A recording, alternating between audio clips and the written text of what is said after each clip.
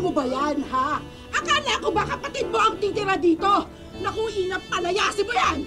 Ano, pasensya na po talaga. Pagpasensya na si Lola, may sakit po kasi siya eh. Hindi na po mauulit, promise po. Sorry po. Siguraduhin mo, Ina. Pag yan, nagpasaway pa yan, ha? Ikaw ang mananagot sa akin! Siya! Ha? Masahin niyo! Bakit yan? May mga tao kasi dyan, akala mo kung sino, masasamang ugali! Ang pagkain, hindi mo natapon. Ang pagkain, grasa yan, hindi pinagdadamot.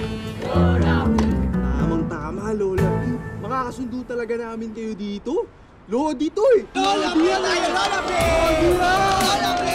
Lola P! Lola P! Lola P! Lola P! Ako kasalanan. Oh,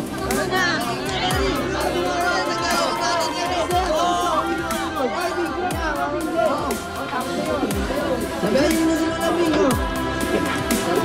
Tama na po, tama na po.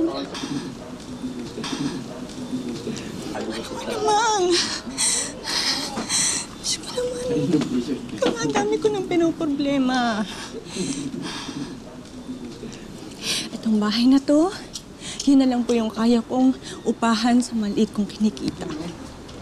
Ayoko na po mapaalis, Lola Pink. Gusto ko po, pag nahanap ko yung kapatid ko, may maayos siyang matitirahan.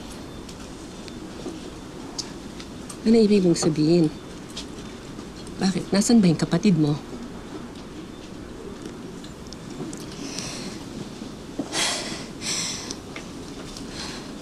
Napalayas po kasi kami sa sarili naming bahay.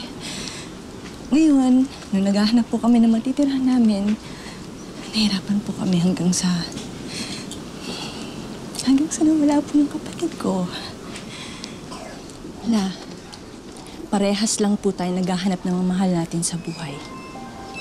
Pero ang kaibahan lang siguro natin, yung sa inyo po buo pa. Sa akin hindi na. Mga ulila na po kami. Yung kapatid ko na lang pang meron ako.